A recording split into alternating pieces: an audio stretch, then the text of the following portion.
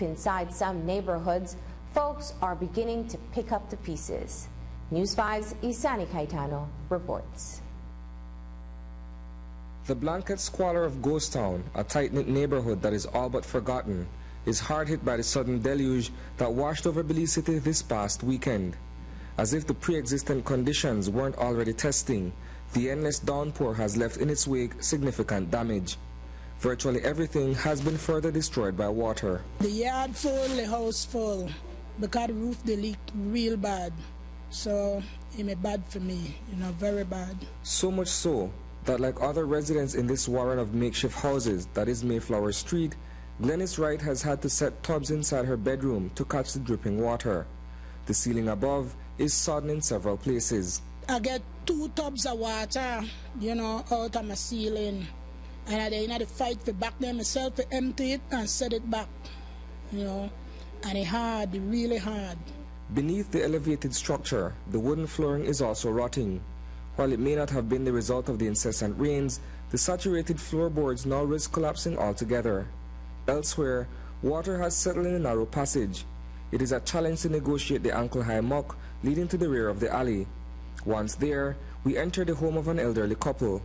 The situation here is progressively worse. I don't get no help from no kind of minister here in Belize City. I don't get no help.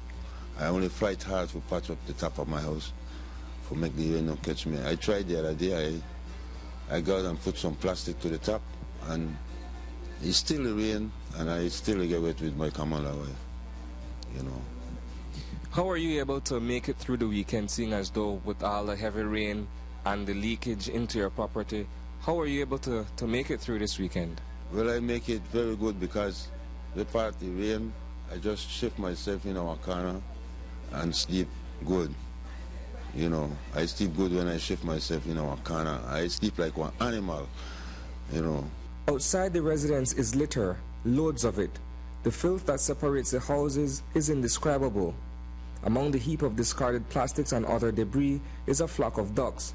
The muddle of stagnant water, garbage and droppings is a breeding ground for vector-borne diseases. Yet children are at home here, sitting on an old sofa to pass the time. After all, majority of what's inside their homes is drenched. It's just our beds and the TV got wet, so it's not showing. That's just the problem. The roof, due to the breeze, the roof lifts.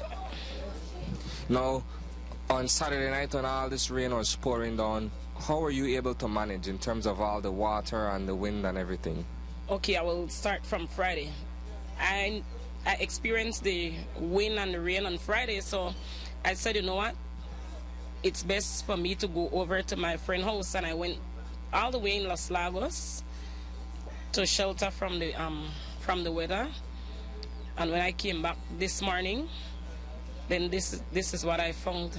The beds, everything was so close, everything. The TV not working. It is difficult to appreciate the plight of the Ghost Town community without taking into consideration the political undercurrents. Residents simply feel abandoned by their area representative. No kind of help. Tired of seek help. So, I have to try for my own now because I don't say I can't get help from nowhere else. So, I don't know where I do. But I got to keep on pushing. Can't stop. I've been asking the minister for assistance like over 7 years now. And since this weather came down, then it just got worse. And I have my 6-month-old babies. I have my 2 daughters who represent Belize often for softball.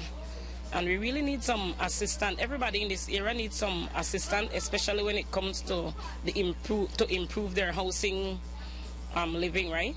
So we would like our minister, Honorable Patrick Faber, to come and assist us. Reporting for News 5, I am Isani Caetano.